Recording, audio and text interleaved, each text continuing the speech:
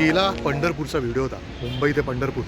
I hope हा video तुम्हाला नक्कीच आवडला असेल. तर त्याच्या पुढचा व्हिडिओ मी आता तुमच्यासमोर मांडतो आहे. तर तुम्ही पंढरपूरला तुमचं दर्शन झालं विठ्ठलाचं, तर पंढरपूरवरून तुम्ही तुळजापूरला कसे पोचाल याची माहिती मी तुम्हाला देतो.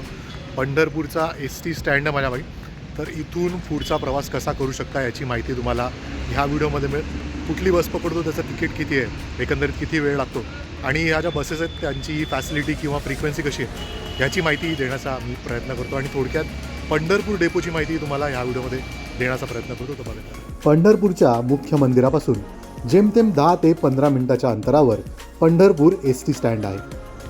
महाराष्ट्रातल्या जवळपास सर्व ठिकाणी जाणाऱ्या एस.टी बस तुम्हाला या एस.टी स्टँडवरून मिळू शकतात. इथून तुम्हाला अक्कलकोट आणि गाणगापूरला जाणाऱ्या एस.टी बस देखील मिळू शकतात.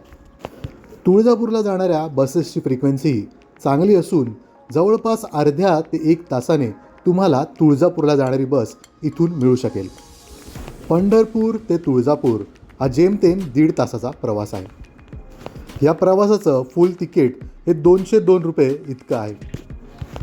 या प्रवासात असणारे रस्ते हे अगदी उत्तम स्थितीत असल्यामुळे तुमचा हा प्रवास खूप आरामदायक आणि खूप कमी वेळेत पूर्ण होतो. प्रवासात येणारं महत्त्वाचं ठिकाण म्हणजे सोलापूर एस.टी स्टँड. तर आपण जी एस.टी पकडली होती पंढरपूरला, ती आता सोलापूर एस.टी डेपोला आलो आणि पंढरपूरवरून सोलापूरला जवळपास 1.5 तास लागला. तर आता इथून पुढचा प्रवास आहे तो तुळजापूरचा होणार. हा जो बघता सोलापूर एस.टी स्टँडवरून जवळपास अजून 1 तास लागेल तुळजापूरला पोहोचणार. तर त्याची देखील माहिती मी दे. खूप सुसाट आली गाडी, रस्ते खूप चांगले आहेत, तर कम्फर्टेबल प्रवास आहे आणि नक्की करू शकता. 200 रुपये तिकीट आहे, फुल तिकीट आणि हाफ तिकीट जवळपास 60-70 रुपये. तशा प्रकारे तुम्ही करू शकता हा प्रवास. पुढचा प्रवास चालेल. एखाद वेळेस तुम्हाला जर पंढरपूर एस.टी स्टँडवरून तुळजापूरला जाणारी एस.टी मिळाली नसेल तर तुम्ही पंढरपूरवरून सोलापूर स्टँडला येऊ शकता आणि सोलापूरवरून मग तुळजापूरला जाणारी एखादी बस पकडू शकता. उत्तम रस्ते, आजूबाजूला दिसणारी हिरवी शेतं यांच्यामुळे हा प्रवास अजूनच सुसज्ज आणि आरामदायक होऊन जातो.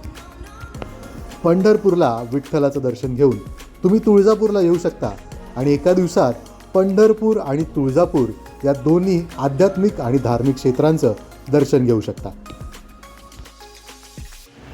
बघितलं असेल तुम्ही हा प्रवास पंढरपूरवरून तुळजापूरचा. 11 वाजता मी बस पकडली आणि 1:30च्या आसपास मागे तुळजापूर डेपो इथे पोचलो आहे. 2.5 तासात हा प्रवास झाला आणि खूप कम्फर्टेबल प्रवास होता. साधी बस होती, शिवशाही किंवा शिवाई अशी काही नव्हती आणि एकदम साध्या बसने प्रवास झाला आणि रस्ते खूप चांगले आहेत.